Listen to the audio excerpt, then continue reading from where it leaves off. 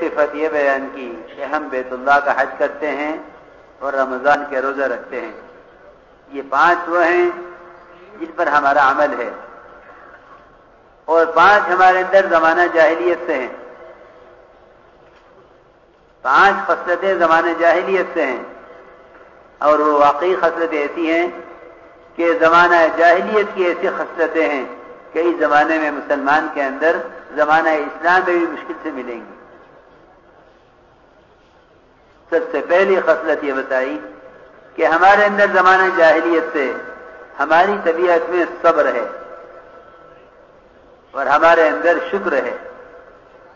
اللہ اکبر. صبر اور شکر یہ دو ایسی صفتیں ہیں کہ ایک حدیث میں فرمایا کہ آدھا ایمان صبر ہے، آدھا ایمان شکر ہے. لیکن امت کو نہ صبر کی خبر ہے نہ شکر کی خبر ہے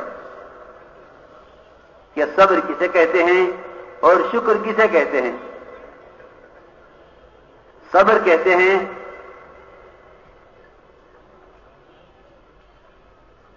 اللہ کے حکم کو پورا کرنا حالات کے مقابلے میں. اللہ کے حکم کو پورا کرنا حالات کے مقابلے میں، اس کو صبر کہتے ہیں. اللہ کے حکم کو پورا کرنا خواہش کے خلاف، اس کو صبر کہتے ہیں. اسی لیے روزے کو حدیث میں صبر فرمایا ہے کہ روزہ صبر ہے اور اس کا بدلہ جنت ہے. روزے کو صبر فرمایا اس لیے کہ روزہ ضروریات سے، خواہشات سے روک دیتا ہے، اس لیے روزے کو صبر فرمایا ہے. تو میں نے عرض کیا کہ صبر کا مطلب ہے حکم کو پورا کرنا حالات کے مقابلے میں. اور یہ کہا کہ ہمارے اندر شکر ہے. شکر کہتے ہیں نعمتوں میں اور فراخی میں اللہ تعالی کو اس سے بھی زیادہ یاد رکھنا جتنا تنگی میں، بیماری میں، مقدمات اور قرضوں میں اور پریشانیوں میں اور سیلابوں میں اور قحط سالیوں میں اللہ کو گڑ گڑا کے یاد کیا جاتا ہے، اس سے زیادہ یاد رکھنا اللہ تعالیٰ کو فراخی میں اور نعمتوں میں، اس کو شکر کہتے ہیں. لیکن امت نے صبر میں بھی اللہ کو بلایا اور شکر میں اللہ کو بلایا. تنگی میں تو اسباب اور شکلوں کو یاد کرتے ہیں اور فراخی میں اللہ کو بھول جاتے ہیں. فراخی میں اللہ کو بھول جاتے ہیں اور تنگی میں اسباب اور شکلوں کو یاد کرتے ہیں. اس لیے میرے دوستو عزیزو، صبر اور شکر کو جاننا چاہیے کہ صبر کسے کہتے ہیں، شکر کسے کہتے ہیں. شکر کہتے ہیں فراخی میں اللہ کو زیادہ یاد کرنا. حضور اکرم صلی اللہ علیہ وسلم کے پر جب آیت نازل ہوئی کہ ہم نے آپ کے اگلے پچھلے سب گناہ معاف کر دیے، حضور اکرم صلی اللہ علیہ وسلم نے اپنی نماز کی مقدار کو بڑھا دیا اور سجدے کی طوالت کو بڑھا دیا. حضرت عائشہ رضی اللہ عنہا نے عرض کیا کہ جب اللہ نے آپ کے تمام گناہ معاف کر دیے تو آپ اتنی کوشش کیوں کر رہے ہیں نماز میں؟ آپ نے فرمایا افلا اکون عبدا شکورا، کہ کیا میں اللہ کا شکر گزار بندہ نہ بنوں؟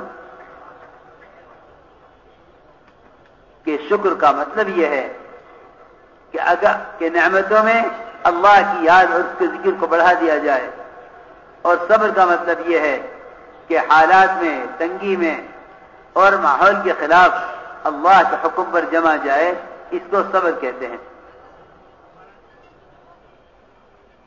ایک صفت یہ بیان کی کہ ہمارے اندر صبر ہے، ہمارے اندر شکر ہے، اور ایک صفت یہ بیان کی کہ ہم دشمن پر آنے والی مصیبت سے کبھی خوش نہیں ہوتے. یہ زمانے جاہلیت کے اخلاق تھے کہ دشمن پر آنے والی مصیبت سے خوش نہ ہونا. میرے بزرگ دوستو عزیزو، مسلمانوں کے دلوں سے غیروں کے لیے وہ جذبہ ختم ہو گیا جو جذبہ غیروں کے لیے صحابہ کے دلوں میں تھا.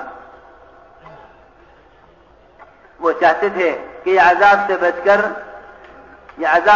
کر جنت کے راستے پر آ جائیں. صحابہ کی چاہت غیروں کے بارے میں یہ تھی. اللہ تعالی نے صحابہ کو غیروں پر غلبہ بھی اسی لیے دیا تھا کہ وہ ان کی ہدایت اور نجات کے سوا اور کچھ نہیں چاہتے تھے. ایک صفت یہ تھی ان میں کہ اگر دشمن میں کوئی مصیبت آئے تو وہ اس سے خوش نہیں ہوتے تھے، اور ایک صفت یہ تھی کہ وہ اپنی بات پر جمنے والے تھے، میدان چھوڑ کر بھاگنے والے نہیں تھے، اور ایک صفت یہ تھی کہ وہ فرماتے ہیں کہ ایک صفت ہم میں یہ ہے کہ ہم اللہ کے ہر فیصلے سے راضی رہتے ہیں۔ یہ 5 خصلتیں ان کے اندر زمانہ جاہلیت سے تھی۔ حضور اکرم صلی اللہ علیہ وسلم نے یہ 15 خصلتیں سن کر فرمایا فقہا کہ دین کی پوری سمجھ رکھنے والے ہیں اور ادبا ہیں کہ تربیت یافتہ ہیں، بلکہ یہ فرمایا کادوا ان یکونوا انبیاء، یہ قریب تھے کہ سب کے سب نبی ہو جاتے، ولی نہیں فرمایا، صحابی نہیں فرمایا، دیندار نہیں فرمایا، بلکہ فرمایا کہ قریب تھے کہ سب کے سب نبی ہو جاتے۔ صحابہ کرام کیونکہ نبوت کا دروازہ بند ہو چکا، امر کو پورا کرنے کے لیے اتنی اعلیٰ خصلت و فرمایا کہ قریب تھے کہ سب کے سب نبی ایمان کے حلقوں سے آباد عزیزو، دین اتنا آسان ہے اور صحابہ برداشت اندر پیدا کر دی جائیں اور کہتے تھے قم بنا نوری ساعتن تعال بنا نوری ساعتن کہ قریب بنا نوری ساعتن ہو جاتے، آؤ ہمارے ساتھ، بیٹھو ہمارے ساتھ، میں کیا شک ہے، اٹھو ہمارے ساتھ، یعنی ان کو ان کے مقام سے۔ اس کے ساتھ یہ کہا کہ ہم زکوٰۃ ادا کرتے ہیں۔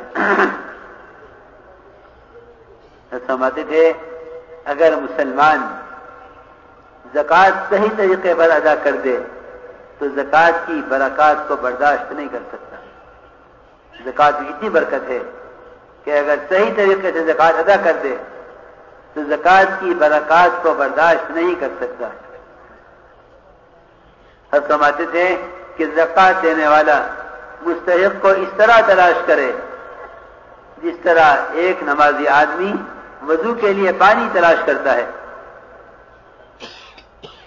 جب تک مسلمان اپنے مال کی زکوٰۃ ادا کیا کرتا تھا، مسلمان غیروں سے جزیہ لیا کرتا تھا، اور جب مسلمان نے زکوٰۃ چھوڑ دی تو مسلمان سے غیر ٹیکس لینے لگے ہیں۔ مسلمان ٹیکس ادا کر رہا ہے غیروں کو، پہلے مسلمان ٹیکس لیا کرتا تھا غیروں سے۔ یہ زکوٰۃ کی مقدار ٹیکس کے مقابلے میں کتنی تھوڑی تھی، اللہ تعالی نے تو ہمارے مال میں سے تھوڑی سی زکوٰۃ دی تھی کہ اتنا مال میرے نام پر دے دو۔ مسلمان نے زکوٰۃ کی تھوڑی مقدار کو بچا کر ٹیکس کی بڑی مقدار، اتنی ذلت کی بات کہ غیروں کو مسلمان ٹیکس ادا کرے، حالانکہ مسلمان کا مقام وہ تھا کہ جب یہ زکوٰۃ ادا کیا کرتا تھا تو غیروں سے ٹیکس لیا کرتا تھا، غیر مسلمان کو ٹیکس دیا کرتے تھے۔ اس امت پر ٹیکس کی لعنت پڑی اس لیے ہے کہ مسلمان نے زکوٰۃ ادا کرنی چھوڑ دی۔ اللہ تعالی نے غیروں کو مسلط کر دیا کہ تم انہیں ٹیکس ادا کرو۔ اس لیے میرے بزرگوں دوستوں عزیزوں یہ فرمایا کہ ہم زکوٰۃ ادا کرتے ہیں۔ میں نے عرض کیا کہ اگر مسلمان صحیح طریقے سے زکوٰۃ دینے پر آ جائے تو مسلمان زکوٰۃ کی برکات کو برداشت نہیں کر سکتا۔ اس لیے زکوٰۃ کا تقاضا ہے یہ، اور اس کے ادا کرنے کا طریقہ ہے یہ کہ مسلمان کو چاہیے کہ مستحق کو اس طرح تلاش کرے جس طرح ایک نمازی آدمی وضو کے لیے پانی تلاش کرتا ہے تاکہ پانی ملے تو وضو کرے تو نماز ادا ہو، بالکل اسی طرح مستحق کو تلاش کرے، مستحق کو زکوٰۃ پہنچائے تو زکوٰۃ ادا ہو۔ میں نے عرض کیا کہ فرائض کی ادائیگی ان فرائض کو گزار دینا نہیں ہے، بلکہ فرائض کی ادائیگی ان فرائض کو ان کے طریقوں پر اس طرح ادا کرنا کہ یہ اللہ کے یہاں قبول بھی ہو اور فرائض کی تاثیر ظاہر بھی ہو۔ چنانچہ زکوٰۃ کے بارے میں صحابہ کے زمانے میں معمول یہ تھا کہ مالدار غریب کو، فقیر کو تلاش کرتا تھا اپنی زکوٰۃ کی ادائیگی کے لیے مالدار فقیر کو تلاش کرتا تھا۔ صحابہ کے زمانے میں زکوٰۃ لینے والے اور زکوٰۃ دینے والوں کا معاملہ کچھ ایسا تھا جیسا بچے آنکھ مچولی کھیلتے ہیں کہ سارے بچے چھپ جاتے ہیں اور ایک بچہ سب کو تلاش کرتا ہے۔ عام طور سے یہ کھیل دیہاتوں میں پایا جاتا ہے کہ سارے بچے چھپ جاتے ہیں اور ایک بچہ سب کو تلاش کرتا ہے۔ حضرت فرماتے تھے کہ صحابہ کے زمانے میں مالدار غریبوں کو تلاش کیا کرتے تھے اور فقراء غربا چھپا کرتے تھے۔ اس زمانے میں کھیل الٹا ہو گیا ہے کہ فقراء تلاش کر رہے ہیں اور مالدار چھپ رہے ہیں، حالانکہ صحابہ کے زمانے میں طریقہ یہ نہیں تھا، اور اس کھیل کا طریقہ یہی ہے کہ فقراء چھپا کرتے تھے اور اغنیاء ان کو تلاش کیا کرتے تھے۔ حضرت فرماتے تھے کہ اگر مسلمان صحیح طریقے زکات دینے پر آ جائے تو مسلمان زکات کی برکات کو برداشت نہیں کر سکتا۔ اس لیے میرے دوستو عزیزو، اپنے مال کو کی کمانے کو حکم پر لانا اور پھر اپنی کمائی کو حکم پر خرچ کرنا کہ زکات کا کمال مستحق تک بذات خود پہنچاؤ، کہ اگر مسلمان ایسا کرے گا تو یہ زکات کی برکات کو برداشت نہیں کر سکتا۔ اس لیے اللہ نے فرما دیا ہے کہ یمحق اللہ الربا، کہ اللہ تعالی سود کو ختم کرنے والے ہیں اور زکات و صدقات کے مال کو بڑھانے والے ہیں۔ اللہ کے یہاں اس طرح بڑھانے کی کوئی حد نہیں ہے۔ اس طرح یاد رکھنا کہ سود پر آنے والے عذاب کی بھی کوئی حد نہیں ہے۔ اس لیے کہ اللہ تعالی نے سودی کاروبار کرنے والوں کو کے بارے میں فرمایا ہے کہ یہ اللہ اور اللہ کے رسول سے اعلان جنگ کیے ہوئے ہیں۔ اگر یہ باز نہیں آتے سود سے تو انہوں نے اعلان کر دیا ہے اللہ کے رسول سے مقابلے کا اور جنگ کا۔